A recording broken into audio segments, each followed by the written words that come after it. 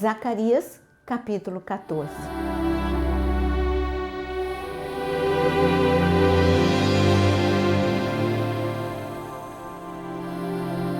Eis que vem o dia do Senhor, em que o seu despojo será repartido dentro de você, ó Jerusalém.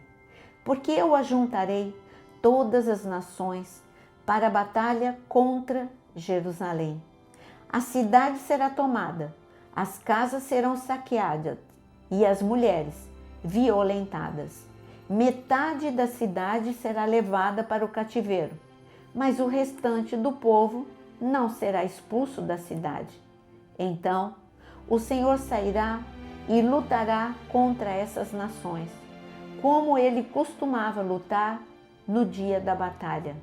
Naquele dia, os seus pés estarão sobre o Monte das Oliveiras, que está em frente de Jerusalém, para leste. O Monte das Oliveiras será fendido pelo meio, do leste ao oeste, formando um grande vale. Metade do monte se afastará para o norte e a outra metade para o sul. Vocês fugirão pelo meu vale, entre os montes, porque esse vale chegará até Azal. Sim, vocês fugirão, como fugiram do terremoto nos dias de Uzias, rei de Judá. Então virá o Senhor meu Deus, e todos os santos virão com ele. Naquele dia não haverá luz, mas frio e gelo, mas será um dia singular, um dia conhecido do Senhor.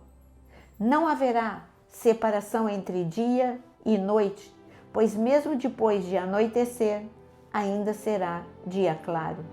Naquele dia, águas vivas correrão de Jerusalém, metade delas para o mar oriental e a outra metade para o mar ocidental. Isto acontecerá tanto no verão como no inverno. O Senhor será rei sobre toda a terra. Naquele dia, um só será o Senhor e um só será o seu nome. Toda a terra se tornará em planície, desde Geba até Rimon, ao sul de Jerusalém.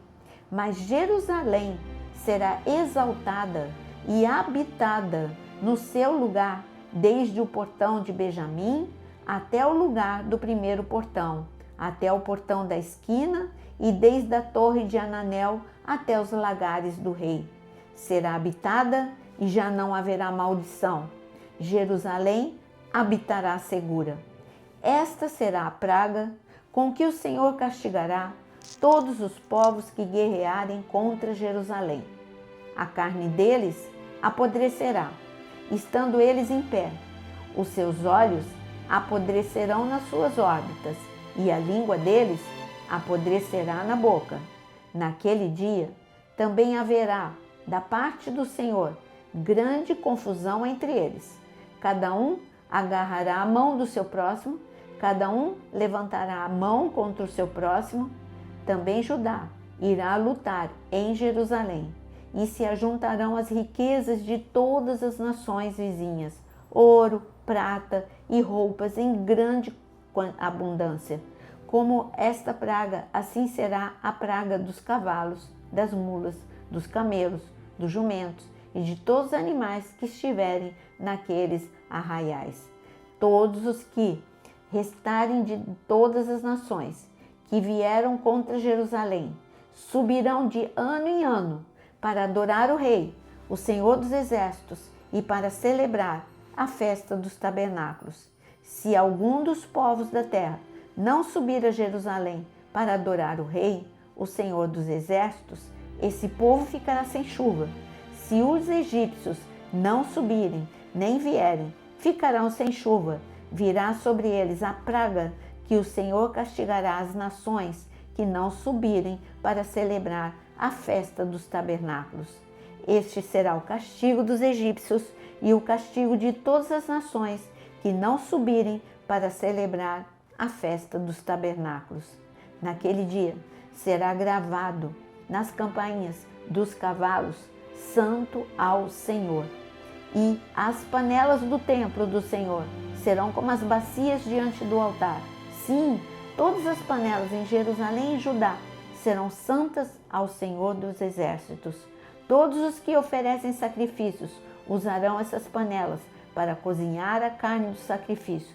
Naquele dia não haverá mais comerciantes no templo do Senhor dos Exércitos. Aqui o Senhor fala mais uma vez sobre a batalha do Armagedon, o grande dia do Senhor, o dia da vingança. É como é conhecido no livro de Joel e como já tinha sido tratado aqui no livro de Zacarias.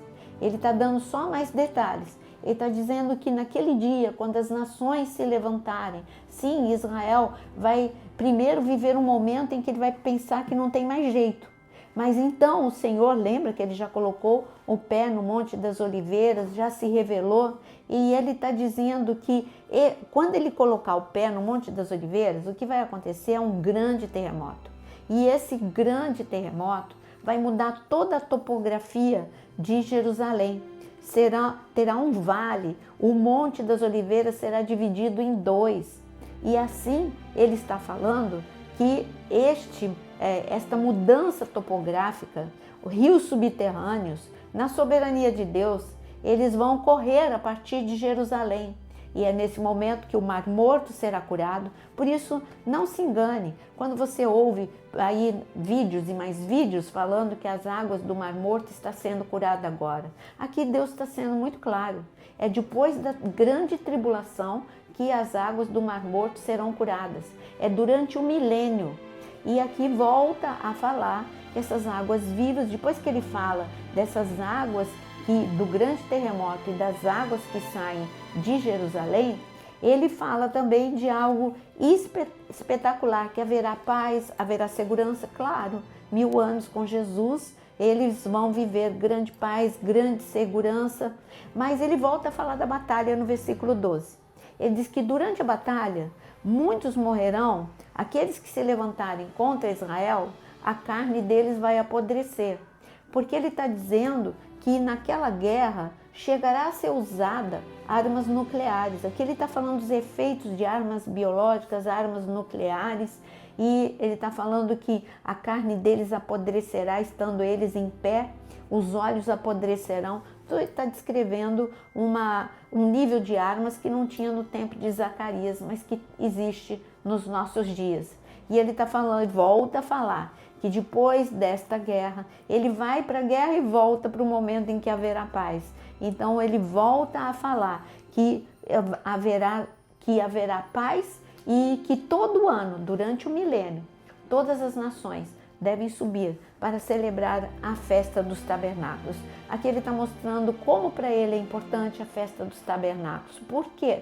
Porque a festa dos tabernáculos fala do nascimento do Rei dos Reis, do Senhor dos Senhores, fala de um momento de alegria, é a festa da alegria, e também fala do momento de colheita, e esse é o grande fruto do Senhor. Vidas que finalmente restauradas para a honra e glória do seu nome, um povo que será exclusivo do Senhor.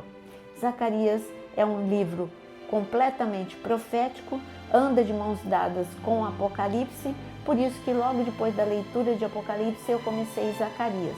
E vamos dar continuidade aos livros proféticos da Bíblia. Não deixe de fazer essa leitura diária. Deus te abençoe e até o nosso próximo livro.